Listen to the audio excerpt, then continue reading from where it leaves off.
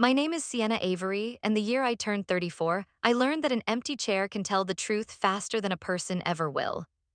That Thanksgiving, I had 8 place settings on my dining table, 8 folded napkins, 8 handwritten name cards, 8 water glasses catching the candlelight like something hopeful.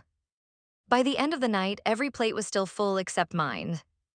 My parents never showed up. My brother sent a text. My sister uploaded a photo from the dinner she was hosting instead. And while my turkey dried out under foil and the candles burned lower and lower, I sat in the middle of a house I had worked years to afford and finally understood something I should have known a long time ago. They had not forgotten me. They had made a choice. I thought that was the worst part. I thought being left alone at a table built for family was the humiliation I would remember forever. It was. Because later that night, after the food had gone cold and the last candle had drowned itself in wax, my grandfather came through my front door carrying snow on his shoulders and an envelope in his coat pocket. He put it in my hand and told me there was something I should have known my whole life. By spring, that envelope would tear my family open from the inside. And by the time the truth was finished with them, 3 of the people who left me sitting alone that Thanksgiving would wish I had never opened it at all. Welcome back to Calm Drama Stories, where quiet women stop begging to be believed and start letting the evidence speak for itself. If you've ever had to smile through a family slight while pretending it didn't cut deep, you're in the right place. Leave a comment, subscribe, and settle in. I had been awake since before sunrise that morning because fear always makes me productive. Some people cry. Some people pick fights. I scrub counters, measure ingredients, polish silver, and convince myself that if every detail is flawless, nobody will find a reason to pull away. I'm a CPA in Omaha. Numbers are my native language. I spend most of November buried in estate files, trust paperwork, and the quiet chaos that follows somebody's death. I have seen grief distort memory. I have seen greed hide inside words like help and family. I have seen perfectly dressed adults steal from the old and call it management. But that Thanksgiving morning, I wasn't thinking about fraud or probate or any of the things I'm trained to spot. I was thinking about place cards and pie crust and whether my mother would notice that I had bought a matching gravy boat to the one she used when I was little. This was the first year I had a house big enough to host everyone properly. Not fit everyone somehow. Not make do. Hosting. I told myself it was because I wanted to give everyone a nice holiday. That wasn't the whole truth. The truth was, I wanted proof that I had finally become someone they couldn't dismiss. A woman with a stable job. A woman with her own homes. A woman with enough space and money and polish to deserve being chosen. I had spent most of my life trying to earn a place in that family by being useful. Be easy. Be competent. Be grateful. Bring dessert. Don't need too much. Don't ask uncomfortable questions. By the time I was grown, I had turned myself into the kind of person nobody had to worry about, the kind who always showed up early and left late and thanked people for crumbs as if they were gifts. A perfect Thanksgiving was just the adult version of what I had always done. Look what I made. Look how well I behaved. Look how little trouble I am. Please choose me. By 10 in the morning, the house smelled like sage, onions, butter, and rising bread. The turkey was already bronzing. The spiced pear pie was cooling on the rack. I had music on low. The china was out. The candles were waiting. For one brief hour, everything looked like the version of life I had been trying to build since childhood. Then my phone lit up. The first text came from my brother. Something came up, can't make it, sorry. That was Bradley, 33, unreliable with a charming face. 5 minutes later, my sister. Plans changed, we'll do something later. No explanation, no softness, no attempt to even pretend it wasn't rude. Dana had always been good at making exclusion sound efficient. I stood in my kitchen staring at those 2 messages and did what people like me do best. I made excuses for other people. Traffic, sick kids, a last-minute change. Maybe my parents were still coming. Maybe this wasn't what it looked like. Then my phone buzzed again. This time it was a social media notification. Dana had posted a photo. There they were. My parents. My brother. Dana. My niece. Wine already poured. Turkey on the table. And not just any table. Her table. They weren't delayed. They weren't scattered. They weren't sick. They were having Thanksgiving without me. I called my mother before I could talk myself out of it. She answered on the fourth ring, and I could hear dishes clinking behind her, laughter, someone asking for more stuffing. Sienna, she said, already impatient, what is it? I asked her why nobody had come. There was a pause. Not a confused pause. Not an embarrassed one. A measuring pause. Then she said, we decided it made more sense to gather in one place this year. I looked at my dining room, 8 plates, 8 chairs, 8 names written in my best handwriting. You could have told me, I said. Another pause. Then, with the same practical tone she used when discussing grocery lists and weather and other unremarkable things, she said, not every table has to be the main table, Sienna. And she hung up. I don't know how long I stood there with the phone still in my hand. I only remember the feelings. Not surprise. Not even heartbreak exactly. Recognition. The kind that comes when something finally stops pretending to be smaller than it is. Because that sentence did not come out of nowhere. It came from years, from a whole history, from a role I had been assigned so early I could barely remember when it started. I sat down at the head of my own table and served myself Thanksgiving dinner for one. The food was beautiful. I could hardly swallow any of it. If you had walked in right then, you would have seen a composed woman in a nice house eating off china by candlelight. You would not have seen the little girl underneath her, still trying to understand why she could do everything right and still be treated like an extra. I came to the Averys before I was old enough to remember the move. That was the official story. I had been taken in. I had been given a home. I had been lucky. Those words followed me through childhood like labels stitched into the lining of a coat I could never take off. I was reminded to be thankful for everything. For the room. For the food. For the school supplies. For the hand-me-down jackets from Dana. For being included in family pictures. For being fed. Gratitude was not just expected, it was enforced. If I got a good grade, I got a nod. If Dana got one, she got applause. If I needed something, it was an inconvenience. If Bradley wanted something, everyone shifted to make room. I learned early that I belonged conditionally. Not fully. Not naturally. On terms. When I was 12, I asked why I couldn't go on a weekend trip with some extended relatives. Dana was going, Bradley was going, I had already packed. My mother, Margaret, came into my room and shut the door behind her. She crouched down in front of me the way adults do when they want to sound gentle while saying something cruel. Sienna, she said, you need to understand something. We have cared for you and we always will. But that doesn't mean every family thing is automatically yours. I remember staring at her and waiting for the rest. What I got was worse. You were brought into this family because it was the right thing to do, she said. That is not the same as being born into it. She said it like she was explaining whether. I didn't cry in front of her, I never did if I could help it. I just nodded and spent the rest of that night doing algebra homework with my backpack still packed by the door. That's how I survived that house. I performed excellence. I made myself useful. I told myself that one day I would become so competent, so self-contained, so impossible to criticize that they would have to love me properly. The only person who never asked me to earn my place was my grandfather. Walter. He called me sweetheart like he meant it. He never added conditions to his kindness. He never reminded me what I cost. When I was small, he let me sit on a stool in his kitchen and press pears into pie dough with sugar and spice while he told me stories about winters in Nebraska before I was born. He was patient when I was clumsy. He laughed when flour got on the floor. He never looked at me as if I were occupying borrowed space.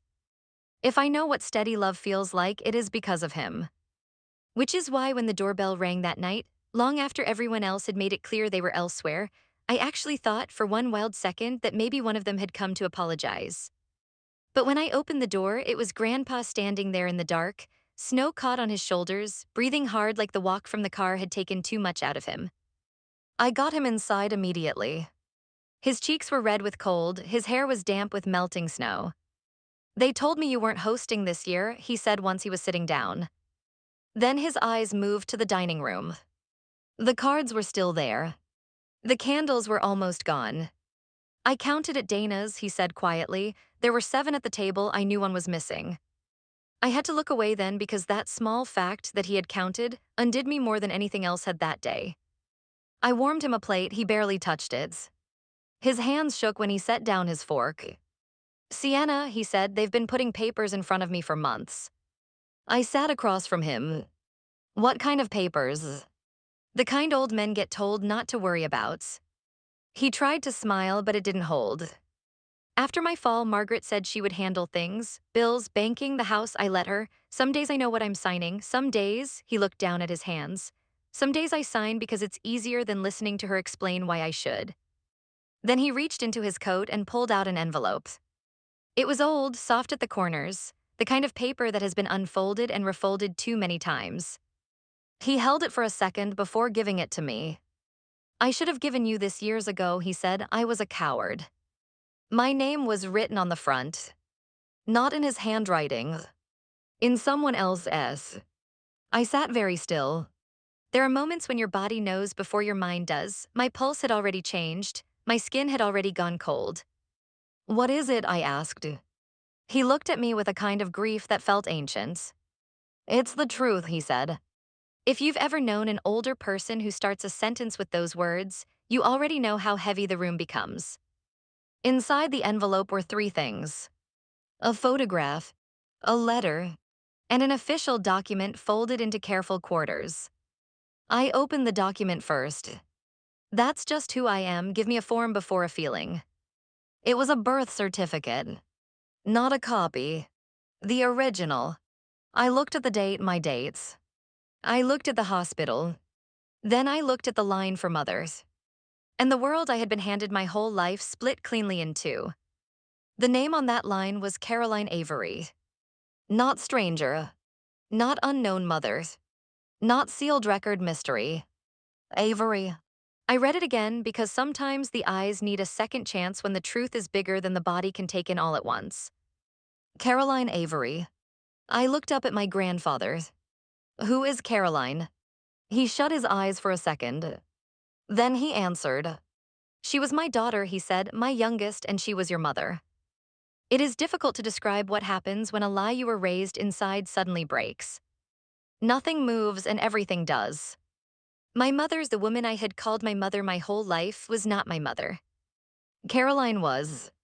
Caroline, whose name I had never heard once in that house.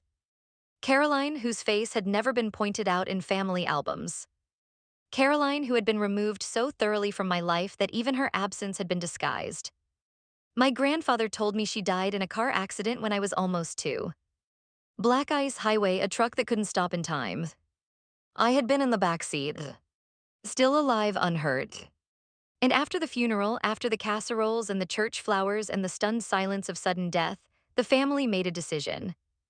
The simplest version to tell the world was that I had been taken in. The simplest version to tell me was that I was lucky. No one wanted a grieving child asking questions about a dead mother. No one wanted to explain why I had a claim in that family deeper than kindness.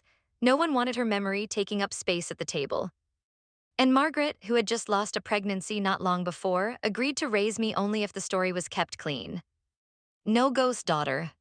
No dead sister's child with blood rights and history and grief. No emotional complications. Just a favor. A burden turned into benevolence. A child who could be told to be grateful. I don't know how long I sat there. At some point I opened the photograph. It was a young woman holding a toddler in her lap on a blanket in summer grass. She had dark hair, strong hands, and the kind of half smile that starts in one corner first.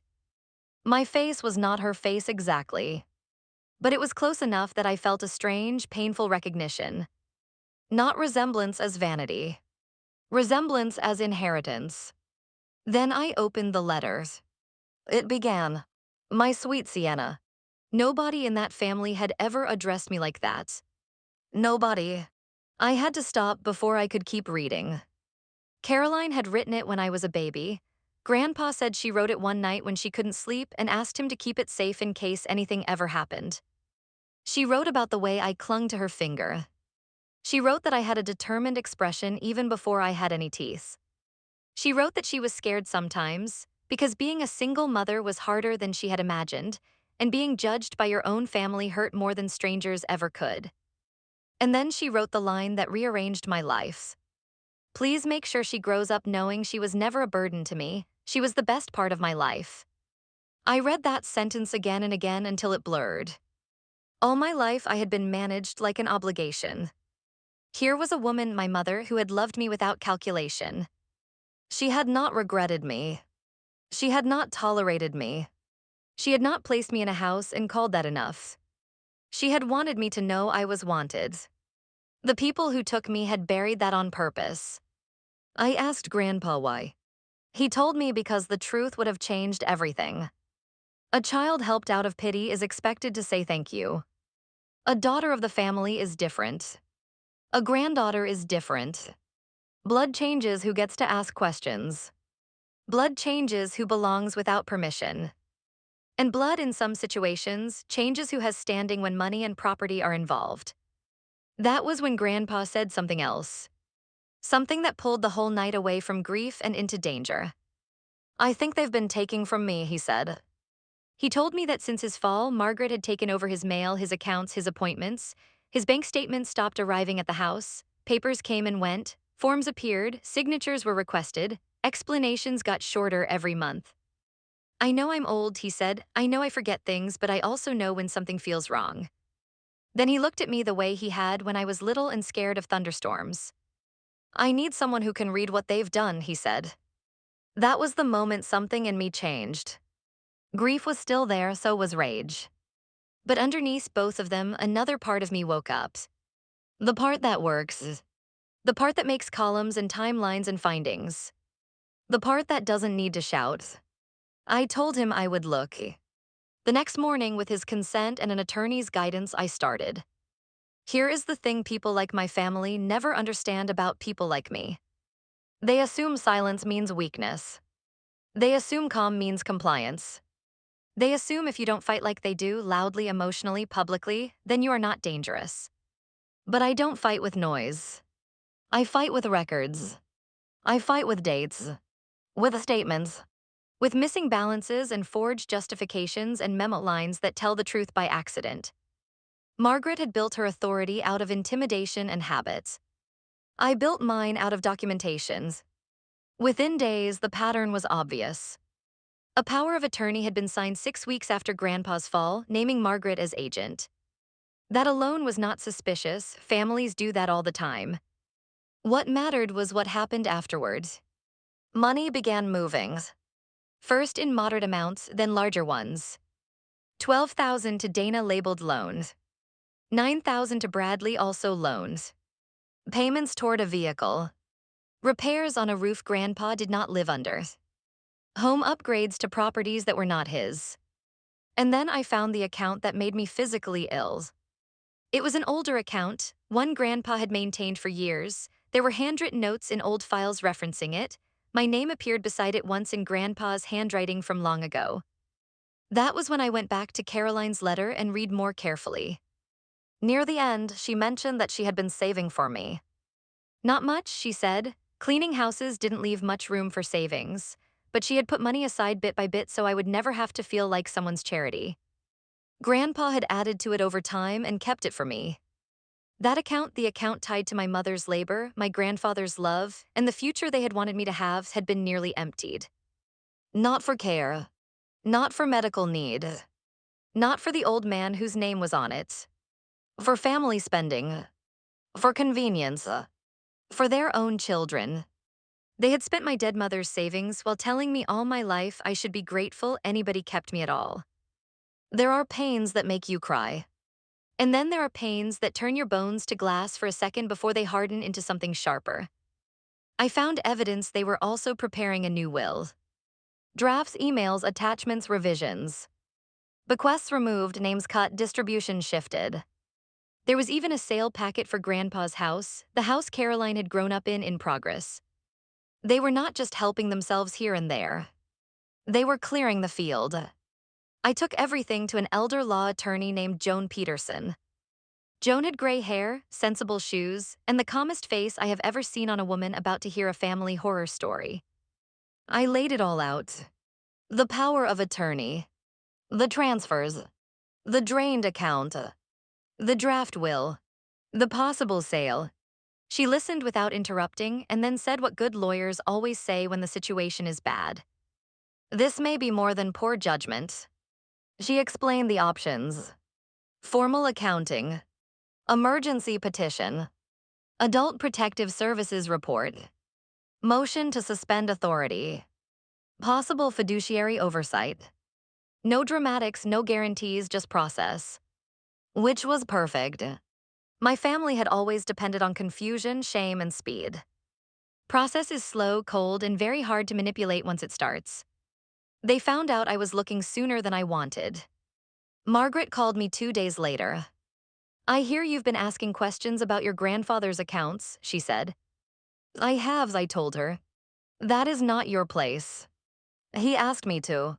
He doesn't know what he's asking anymore." That sentence alone told me a great deal. Then she went where she always went when she wanted to put me back in my assigned position. "This is between his real family," she said. "Don't interfere in things that don't concern you." A year earlier, that would have hollowed me out. This time, I just looked at the birth certificate on my kitchen table. "You made a mistake," I said quietly. "Hello?" "Yes, you spent my entire life teaching me I didn't belong. Then you handed me the paperwork proving you were lying." And for the first time in my life, I hung up on her first. If you've ever had to hear the phrase real family from someone who benefited from your silence, you know exactly how clean that moment feels. For the next 2 weeks, I built the case. Not emotionally, professionally. Every transfer got a date, amount, source account, recipient, stated purpose, and supporting document. Every discrepancy got tagged. Every memo line got copied. I cross-referenced statements with emails. I built timelines. I made clean summaries. I marked the sections Joan would need for a judge to understand the pattern fast. All the things people had rolled their eyes at about me for years: my overpreparation, my caution, my refusal to sign anything unread, my habit of saving receipts, suddenly became the exact skills this moment required. Margaret had raised a woman she thought was too serious, too precise, too rigid. She had not understood that she was also raising the person most likely to catch her. I did try once to give my Uncle Raymond a chance. He had known Caroline, he was her brother. He had been there when I was brought home after the accident. Some small part of me wanted to believe there was still a decent man underneath all the years of cowardice. I met him at his kitchen table and slid Caroline's letter toward him. He recognized the handwriting instantly. His whole face changed. "I know who I am now," I told him. "I'm asking you to help me protect your father. If you stand up now, this might be contained." He stared at the letter for a long time. Then he pushed it back toward me without touching it. "Let it go, Sienna," he said. The phrase landed between us like a verdict. Because let it go is what people say when what they really mean is let us keep getting away with it. I picked up the letter and stood. "All right," I said, "I'll let you go." From then on, I stopped seeking permission from the people who had spent my life benefiting from my confusion. Joan filed the emergency petition. We submitted the evidence. We reported suspected elder financial exploitation. We requested immediate suspension of Margaret's authority and a freeze on the house sale while the full accounting proceeded. None of this happened under dramatic music. It happened under fluorescent lights with clerks' copies, signatures, and long forms. Real power often looks boring at first. Then the order came. Temporary suspension granted. House transaction frozen. Review moving forward. I sat in my car outside the courthouse and cried so hard I had to wait 20 minutes before I could drive home. Not because I had won. Not yet. Because for the first time in my life, a system bigger than my family had looked at the evidence and said, "Yes, something is wrong here." Grandpa's 80th birthday was 9 days later. Margaret, who loved appearances almost as much as control, had already organized a large gathering at his house. Family, neighbors, church friends, old acquaintances. A full-room performance of devoted caregiving and family unity. I was not invited. Of course I was. The symmetry would have been funny if it hadn't been so familiar. Thanksgiving excluded. Birthday excluded. Same family, same instinct. Only this time I had no intention of staying home. I spent the week preparing the binder for one final use.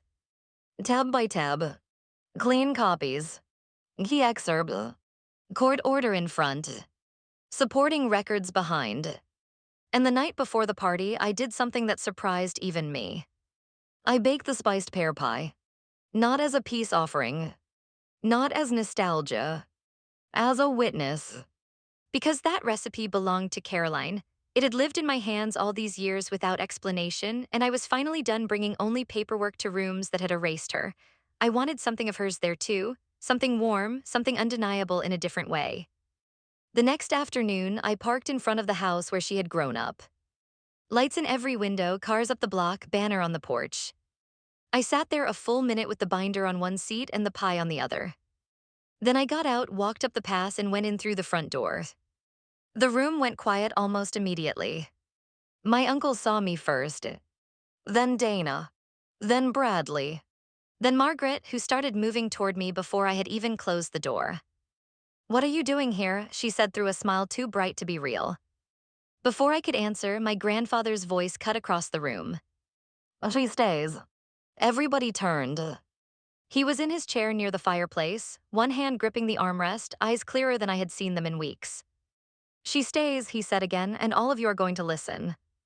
Margaret did what she always did when control slipped. She tried to reframe reality before anyone else could understand it. "Walter, sweetheart, you're tired," she said. "This isn't the moment." "It's exactly the moment," he said. Then he looked straight at me. "Tell them." So I did. I walked to the dining table, the good china table, of course, and set down the binder. Then I put the pie beside it. The smell of cardamom and pears drifted into a room full of people who had expected a birthday party and were about to get an accounting instead. "My name is Sienna Avery," I said, "and most of you have been told an incomplete story about who I am." You could hear people stop breathing. I am not a child this family generously took in. I am Caroline Avery's daughter. I put the birth certificate on the table where everyone could see it. State seal, name line, no room left for revision. I told them about the envelopes. I told them what Grandpa had asked me to review. Then I opened the binder and started with March. I did not shout. I did not rush. I did not improvise. I read. Date, transfer recipient, amount, lack of supporting note, pattern of depletion, care account balance before, care account balance after. 12,000. 9,000. Vehicle costs. Improper use. Draft will. Pending house sale. The room kept changing as I spoke. At first, people looked embarrassed. Then confused. Then attentive. Because quiet facts have a way of stripping drama out of a liar's hands. Dana interrupted twice, Bradley once, Margaret 3 times. Each time I stopped, waited, and then continued. You would be amazed how guilty a person looks when they are the only one yelling in a room where someone else is reading their own paper trail aloud. At one point, Margaret snapped, "After everything we did for you, this is how you repay us." And I remember turning to her and thinking how strange it was that she still believed gratitude was a shield against accountability. "You didn't raise me in truth," I said. "You raised me in dependency and called it generosity." That landed. Then she said the thing she had been saying in one form or another for most of my life. "You were never truly one of us." It no longer had the power she thought it did. I touched the birth certificate with one hand and the binder with the other. "That's interesting," I said, "because the records say otherwise." And that was when Joan stepped forward. I had seen her near the bookshelf when I came in, exactly as planned, blending in like an extra guest. Now she set down her coffee cup, opened her folder, and introduced herself. She explained the court order calmly, precisely. Margaret's authority was suspended pending review. The property sale was frozen. A formal accounting had been requested. Adult Protective Services had been notified. No one in that room would be moving another dollar without oversight. You could feel the energy shift. Not because anyone suddenly became good, but because power had left the room. That is always the moment everything changes. Not when the liar is exposed. Not even when the truth is spoken. When the liar realizes the truth now has procedure behind it. My grandfather held out his hand to me. I took it. Then he said in front of everyone, "She is my granddaughter, she always was, and she's the only person in this room who protected me." My mother sat down. My brother stared at the floor. Dana looked as if she wanted to climb out of her own skin. And for a second in that crowded house, I felt the most unfamiliar thing of all. I did not need them to agree. The record already existed. The weeks that followed were not cinematic. There were no handcuffs, no dramatic confessions, no last-minute redemption speeches. There were reviews, repayment demands, professional oversight, documents, consequences. A neutral fiduciary was appointed at my request. I asked for that specifically because I wanted no one to ever say I did this for money. I did not want the house. I did not want the accounts. I did not want revenge disguised as inheritance. I wanted distance between my grandfather and the people who had treated his age like an opening. Some funds were recovered. Some assets were sold back or corrected. Some family relationships did not survive the daylight. Margaret never apologized. Raymond sent one text months later, "I should have told you about Caroline." It was the closest he ever got to honesty. Bradley and Dana disappeared into the kind of silence people choose when contact would require self-examination. And me. I stopped setting places for people who only came when a table benefited them. Grandpa stayed in his house with real support around him and real oversight on the finances. On good days, he still sits in my kitchen while I roll dough. On foggy days, I remind him of things gently. And every Thanksgiving now, I make Caroline's pie on purpose. Not because I am preserving a fantasy. Because I am honoring a fact. This past Thanksgiving, I set 8 places again. Not out of desperation. Out of intention. Grandpa was there. So is Ruth from next door, who still tells stories about Caroline as a girl and laughs exactly the same way every time she forgets she's told one before. Joan came too, because it turned out lawyers can be funny when they are off the clock and given enough wine. A friend from work came, a neighbor and her kids, 2 people I chose and who chose me back without requiring performance first. The candles burned low again. The pie sat in the center again. The gravy boat reflected the light again. But nothing about that table felt empty. For years, I thought family was a thing I had to qualify for. Something I could finally secure if I behaved perfectly enough. Now I know better. Real belonging does not arrive with an invoice. It does not depend on how useful you are, how quiet you stay, or how much humiliation you can absorb without leaving. It is not a chair someone keeps threatening to take away. It is the people who make room and mean it. That Thanksgiving when they left me sitting alone, I thought I had lost a family. What I had actually lost was the final illusion that begging was the same thing as belonging. And once that illusion was gone, I could finally build something honest in its place. So that's my story. An empty holiday table. An old envelope. A dead woman's letter. A grandfather who told the truth just in time. And a family that learned too late that the quiet daughter they kept to the side had been the only one paying attention. If this story hit home for you, let it be your reminder to check on the older person in your family who keeps saying, "Oh, they handle all that for me." Read the paperwork. Ask the questions. Do it before the damage gets explained away as confusion. And if you know someone caring for an aging parent or grandparent, send this to them. Leave a comment, subscribe, and I'll see you in the next one.